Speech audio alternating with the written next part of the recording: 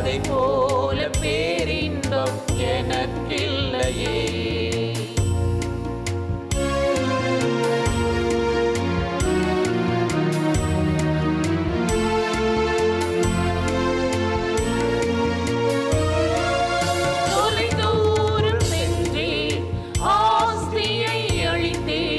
மனம் போல அலைந்தேன், மயங்கியே வாழ்ந்தேன். தொலைதூரம் சென்றேன், ஆஸ்தியை அழித்தேன். மனம் போல அலைந்தேன், மயங்கியே வாழ்ந்தேன். காலம் காலமாய் காத்திருந்தேன், கண்ணீரோடு காத்திருந்தேன். வருவேன் என்று ஏங்கி நின்றேன், நான் வருவேன் என்று ஏங்கி நின்றேன். என் ஆவியும் உம்மாவியும் ஒன்றாக இணைந்து விட்டார். அதை போல பேரின்பம் எனக்கில்லையே.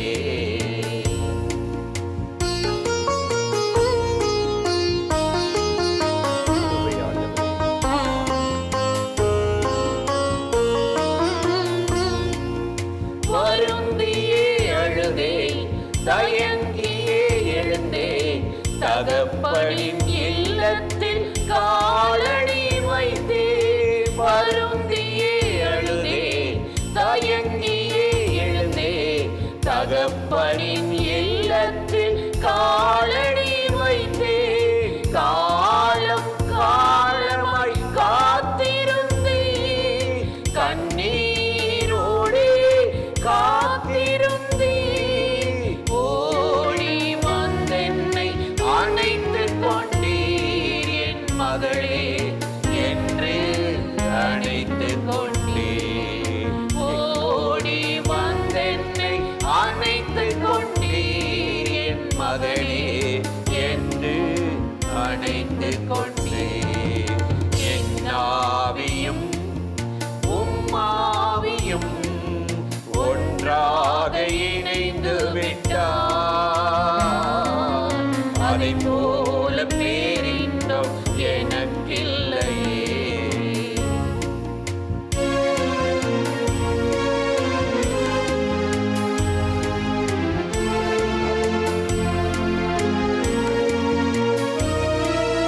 தகப்பனின் அன்பை என்னவென்று சொல்வேன். பாவத்தை எண்ணாமல் மன்னித்து ஏற்றி. தகப்பனின் அன்பை என்னவென்று சொல்வேன். பாவத்தை எண்ணாமல் மன்னித்து ஏற்றி. இழந்ததை திரும்பவும் பெற்றேனென்றே விருந்து கொண்டாடி மகிழ்வோமென்றே. மோதிரம் காலடி வஸ்திரம் தந்தி, மகளென்ற உரிமையை திரும்பவும் தந்தி. மோதிரம் காலனி வஸ்திரம் தந்தி, மகனென்ற உரிமையை திரும்பவும் தந்தி. என் ஆவியும் உம்மாவியும் ஒன்றாக இணைந்து விட்டார். அதை போல பேரின்பம் எனக்கில்லையே. என் ஆவியும் உம்மாவியும் ஒன்றாக இணைந்து விட்டார். அதை போல பேரின்பம் எனக்கில்லையே. பிரியமானவர்களே, ஆண்டவராகிய இயேசுவின் நாமத்தினாலே இந்த காலை நேரத்தில் இயேசுவை தினம் பார்ப்போம் என்ற இந்த நிகழ்ச்சியின் மூலமாக உங்களை சந்திப்பதில் மிகுந்த மகிழ்ச்சி அடைகிறேன். கர்த்தர் நல்லவர், கிருபையும் இரக்கமும் நிறைந்தவர். இந்த நாளிலும் கட்டாயம் நம்மை ஆசீர்வதித்து கிருபையால் இரக்கங்களால் முடிசூட்டி நடத்துவார். இன்றும் கூட வேதத்திலிருந்து ஒரு வசனத்தை உங்களுக்கு வாசித்து சில காரியத்தை சொல்லி ஜெபம் பண்ணுவது நல்லது என்று உணர்ந்தேன். ஆண்டவராகிய தேவன் சொல்லுகிறார். லூக்கா 3:17 பார்த்தீர்கள் என்றால், கோதுமையை களஞ்சியத்திலும் பதரை அக்கினியிலும் போடுவார் என்று வேதம் சொல்லுது. இதை யோவான் சொல்லுகிறார். அந்த காலத்தில் கோதுமை அறுவடை செய்து அறுப்பார், அதை அடிக்கணும். எப்படி அரிசிக்கு மேலே நெல்லில் ஒரு தோல் இருக்குமோ அதே போல் கோதுமையை கவர் பண்ணி பாதுகாக்க ஒரு பதர் இருக்கும். இதை அடிக்க அடிக்க அந்த பதரெல்லாம் ஓடி போயிடும். அந்த பதரை சாப்பிட்டோன்னா நம்ம உயிருக்கே ஆபத்து, தொண்டையில் அடைச்சிக்கும், பல பிரச்சனை வரும். கோதுமை என்ன செய்வாங்கன்னா, அதை புடைத்து சுத்தம் பண்ணி அதை நல்ல குவாலிட்டியாக கொண்டு வந்துடுவாங்க. ஒரு தேவ பிள்ளைகளுடைய வாழ்க்கை என்பது அதுதான். ஒரு கிறிஸ்துவ வாழ்க்கைன்னு கோதுமை மணியாக இயேசு யோவான் 12ஆம் அதிகாரத்தில் சொல்லும்போது கோதுமை மணியானது அப்படின்னு எழுதுகிறார். ஒரு கிறிஸ்துவ வாழ்க்கை, தேவனை நேசிக்கிற மனுஷனுடைய வாழ்க்கையில் கோதுமையாக மணியாக விளங்கணும், முத்தாக விளங்கணும்.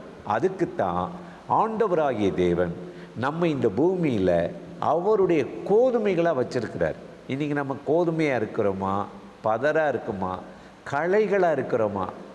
சாத்தான் தூங்கும்போது கோதுமைக்கு இடையில களைகளை விதைச்சிட்டு போயிடுவானா, அசுத்தங்களை விதைச்சிருவானா, அருவறுப்புகளை விதைச்சிருவானா, தீமைகளையும் விதைச்சிருவானா.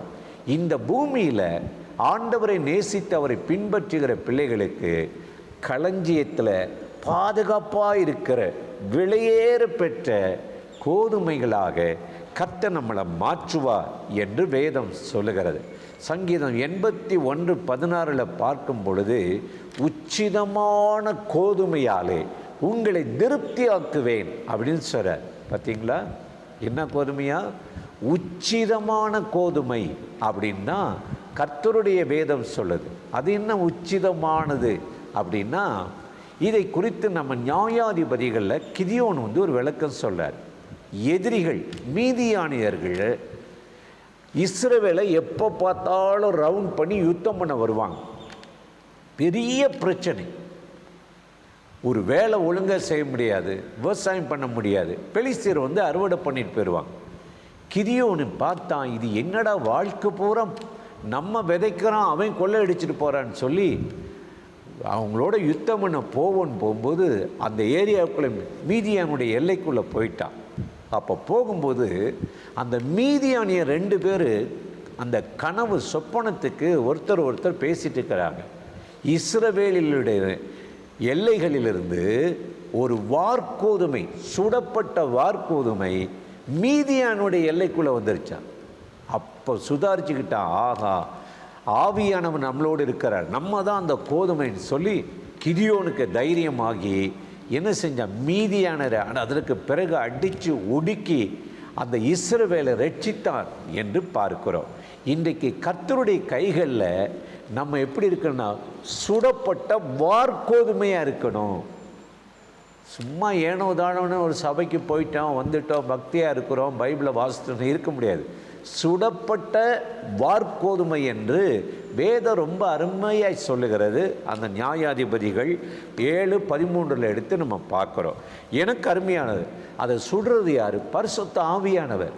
நியாய தீர்ப்பின் ஆவியினாலும் சுட்டரிக்கிற ஆவியினாலும் உங்களை என்ன செய்வாராம்?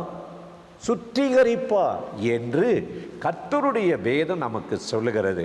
இன்றைக்கு இந்த நேரலை நிகழ்ச்சியில் இணைந்து இந்த வார்த்தைகளை கேட்கிற எனக்கு அருமையான சகோதர சகோதரிகளே, இன்றைக்கு ஆண்டவருடைய கையில் நம்ம சுடப்பட்ட கெட்டுப்போகாத நல்ல ஒரு ரொட்டியாக கோதுமையாக இருக்கிறோமா, இல்லை காஞ்சதா கெட்டுப்போன பூசணம் பூத்த சாப்பிடுவதற்கு லாய்க்கில்லாத ஒரு கோதுமையாக இருக்கிறோமா?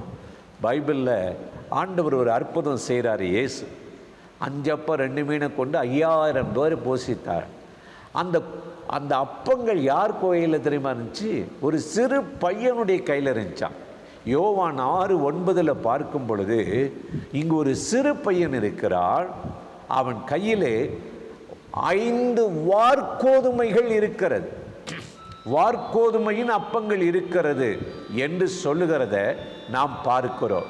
எனக்கு அருமையான சகோதர சகோதரிகளே, இன்றைக்கு நாம் ஆண்டவருடைய கையில் சுடப்பட்ட பாதுகாக்கப்பட்ட வார்கோதுமைகளாக இருக்க வேண்டும் என்று ஆண்டவர் விரும்புகிறார். இதுதான் உச்சிதமான வார்கோதுமை. அது மட்டுமா? நீங்கள் பைபிளில் வாசிங்களே, பேதுருடைய வாழ்க்கையில் ஆண்டவர் தனக்கு பின் அவர் தான் உயர்ந்த ஒரு அப்போஸ்தலனாக வைத்திருந்தார், முதன்மையாக வைத்திருந்தார். அவர் சொல்கிறாரு, கோதுமையை சுளைகள் புடைக்கிறது போல சாத்தான் உன்னை புடைக்க உத்தரவு பெற்றுக்கொண்டான்.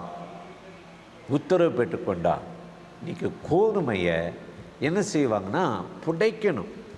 அந்த மேல் இருக்கிற நெல்லில் இருக்கிற அந்த தோல் உறிஞ்சி அரிசியாக மாறுவது போல பதர் விலகி நல்ல ஆரோக்கியமான ஒரு கோதுமையாக இருக்கு. அதனால தான் சாத்தான் சோதிக்கிறான். உபத்திரம் வருது, பாடு வருது, பிரச்சனை வருது.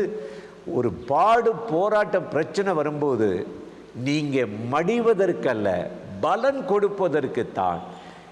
இயேசு பேதுருவை பார்த்து சொன்னார், லூக்கா 22:31, கோதுமையை சுளைகள் புடைக்கிறது போல சாத்தான் உன்னை புடைக்க உத்தரவு பெற்றுக்கொண்டார்.